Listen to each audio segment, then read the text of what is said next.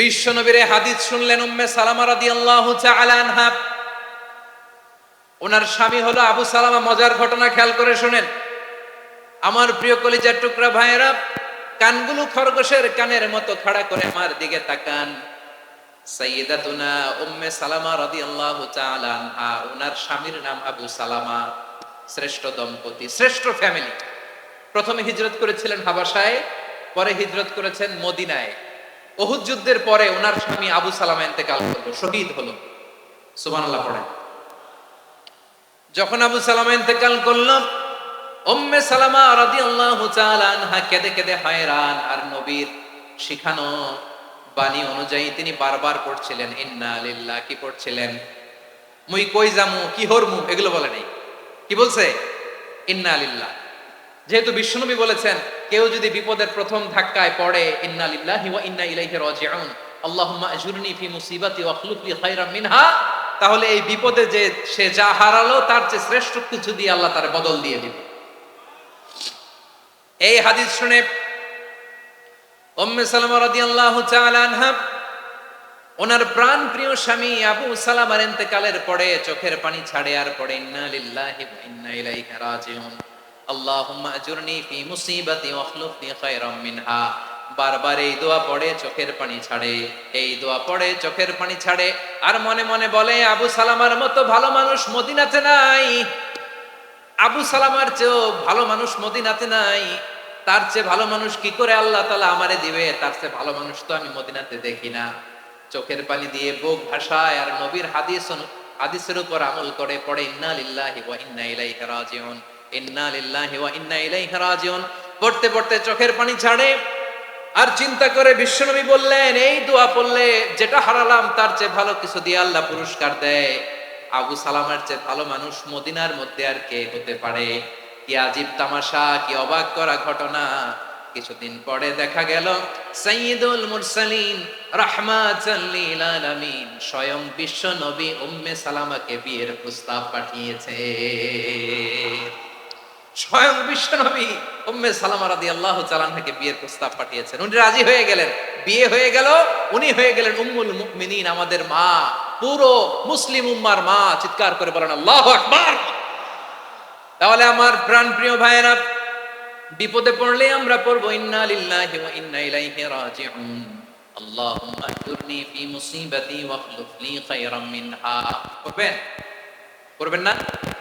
যারা যারা বিপদ আসলে এই দোয়াটা পড়বেন এখন থেকে আওয়াজ করে ইনশাআল্লাহ বলেন। যা হারাইছেন তার চেয়ে শ্রেষ্ঠ জিনিস দিয়ে বদলা দিবে কে? বিশ্বাস হয়?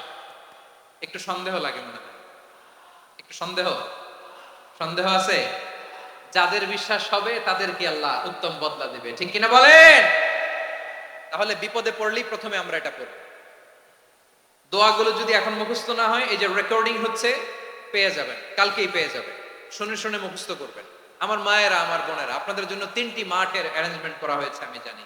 আপনারাও এই দোয়াগুলো পড়বেন, আপনার স্বামীকে শেখাবেন, সন্তানকে শেখাবেন, আপনার পুরো পরিবারটাকে জান্নাতের টুকরো বানিয়ে দিবে কে? তাহলে বিপদ আসলে প্রথমে কি পড়তে হবে এটা জেনে গেলাম। এরপরে বিপদ আসলে নিজেকে কি করে আল্লাহর কাছে সঁপে দিতে হয় এটাও জানার দরকার আছে না নাই? বিপদে প্রথমে ইন্না লিল্লাহ করলাম, ধৈর্য ধারণ করলাম, বিপদ থেকে উদ্ধারের সর্বোচ্চ চেষ্টা করলাম। আমার কাজ যখন শেষ তখন আমি আমার এই বিষয়টা আল্লাহর কাছে সঁপে দিব। কার কাছে সোপর্দ করব? কার কাছে? বিপদে পড়লে কেমন করে নিজেকে আল্লাহর কাছে সঁপে দিতে হয় আসুন সাইয়েদনা ইব্রাহিম আলাইহিস সালামের জীবনী থেকে জানি। আল্লাহর খলিল ইব্রাহিম আলাইহিস সালাম আমাদের মতো সমাজ ব্যবস্থা পায় নাই। আমরা জন্মের পরে আমাদের কানের ভেতরে আজান দিয়েছে কে? একামত দিয়েছে কে? আমাদের বাপ দাদারা আমাদের কানে আজান দিয়েছে কি? দেয় নাই। আমাদের জন্মের পরেই তো আজান, একামত, বাড়ির পাশে মসজিদ, প্রতিদিন আজান, জুমার খুতবা, প্রতি মাসে মাসে তাফসিরুল কোরআন মাহফিল, মসজিদ, মিনারা, অভাব নাই, ঠিক কিনা বলেন? আপনি যেই সুন্দর ইসলামিক এনভায়রনমেন্ট পেয়েছেন, আমাদের ইব্রাহিম খলিল উনিও কি এরকম পেয়েছিলেন? হ্যাঁ, উনি জন্মের পর পরে ওনার কানে আজান দিয়েছে কেউ? আমার প্রিয় ভাইরা, আগা গোড়া একটা শিরকি পরিবেশ উনি জন্মগ্রহণ করেছেন। উনি ছাড়া ওই তল্লাটে একজনও আল্লাহর উপর বিশ্বাসী নাই। কল্পনা করতে পারেন? গোটা তল্লাটে, গোটা দেশে বিশ্বাসী মুমিন আল্লাহর উপর বিশ্বাস স্থাপনকারী কয়জন? সবাই বলেন কয়জন? বাকি সব মুশরিক।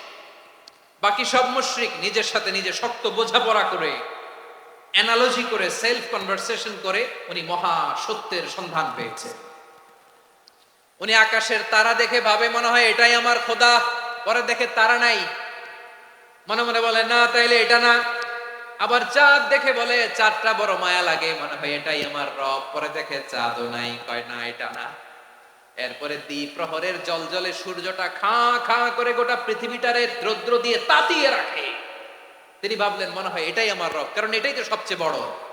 কিন্তু বিকেল বেলা ওই সূর্যটাও যখন চলে যায়, সাইয়েদনা ইব্রাহিম বলে না এটাও তো নাই, আমার খোদা যদি আমারে ছেড়ে চলে যায়, বিপদে পড়লে আমারে উদ্ধার করবে কে? এভাবে নিজের সাথে অ্যানালজি, সেলফ কনভারসেশন করতে করতে করতে তিনি মহা সত্যের সন্ধান পেয়েছেন। সুবহানাল্লাহ পড়েন। সব শেষে তিনি ডিসিশন নিয়ে ঘোষণা দিলেন, ইন্নী ওয়াজ্জাহতু ওয়াজহিয়া লিল্লাযী ফাতারাস সামাওয়াতি ওয়াল আরদা হানিফান ওয়া মা আনা মিনাল মুশরিকিন।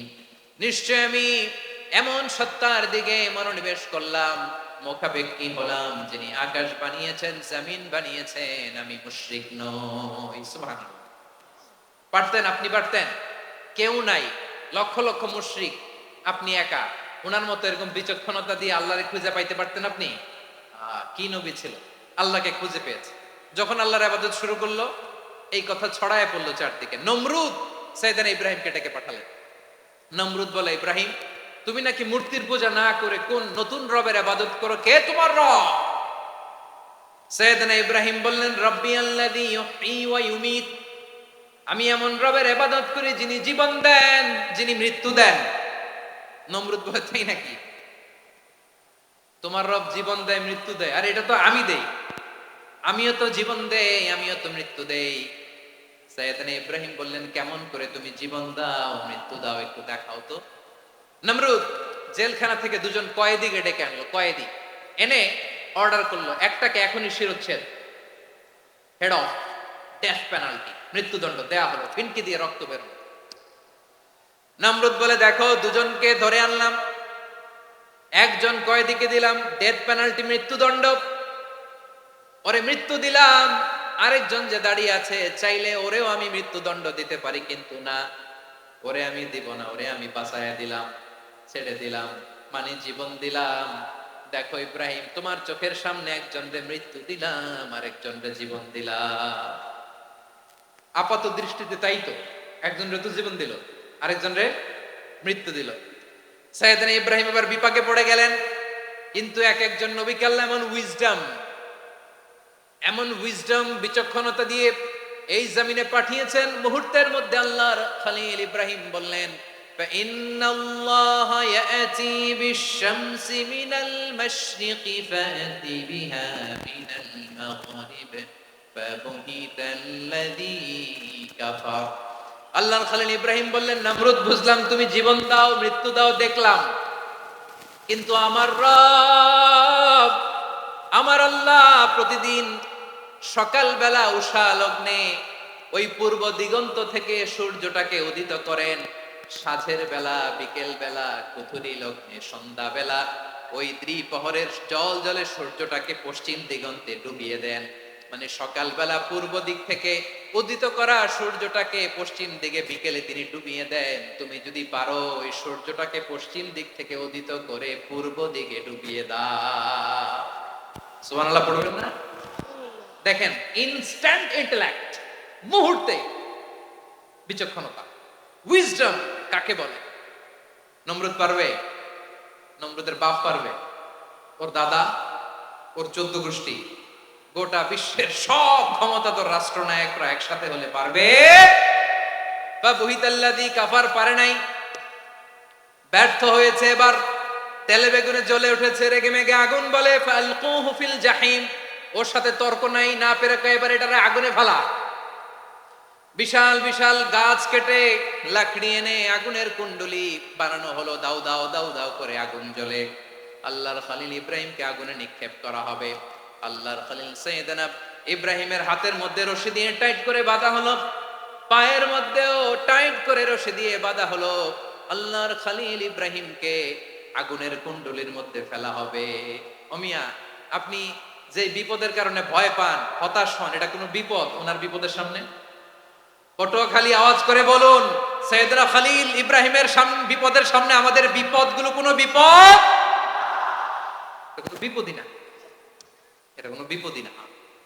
হাত পা বেঁধে টাইট করে নিক্ষেপ করা হবে, সিম্পলি ফেলা যাবে না, কারণ দাও দাও করে দ্য ব্লেজিং ফায়ার, এমন আগুনের কুণ্ডলী, কাছে যাওয়া যায় না, আগুনের উত্তাপে নিক্ষেপ করা হবে। হাতে রশি বেঁধে পায়ে রশি বেঁধে আল্লাহর খলিল ইব্রাহিম আলাইহিস সালামকে আগুনের মধ্যে নিক্ষেপ করা হবে। আহা, এটার বলে অগ্নি পরীক্ষা। উনি অগ্নি পরীক্ষার সম্মুখীন হয়েছে, এজন্য কঠিন পরীক্ষাকে আমরা অগ্নি পরীক্ষার সাথে তুলনা করি, ঠিক কিনা? সাইয়েদনা জিবরাইল এসে বললেন, ও আল্লাহর খলিল, ওরা তো আপনার হাতও বেঁধে ফেললো, পাও বেঁধে ফেললো, নড়াচড়ার সুযোগ নাই, বলেন আমি জিবরিল ফেরেশতা আপনার জন্য কি করতে পারি? আল্লাহর খলিল ইব্রাহিম বলেন, ও জিবরাইল, তোমার কাছে আমার কোনো চাওয়া পাওয়া নাই। সুবহানাল্লাহ বলেন। তোমার কাছে বলার কিছু নাই, তোমার সাহায্যের আমার দরকার নাই। সাইয়েদনা ইব্রাহিম আলাইহিস সালামকে হাতে পায়ে রশি বেঁধে হাত পা বাঁধা অবস্থায় জ্বলন্ত অগ্নিকুণ্ডে যখন নমরুদের দলবল নিক্ষেপ করবে, আল্লাহর খলিল কিভাবে নিজেকে আল্লাহর কাছে সঁপে দিয়েছেন, পটুয়াখালীর ভাইরা খেয়াল করে শুনুন। হাত পা বেঁধে আল্লাহর খলিলকে যখন নিক্ষেপ করা হবে, তিনি মুখ ফুটে বলে ফেললেন, হাসবুনাল্লাহ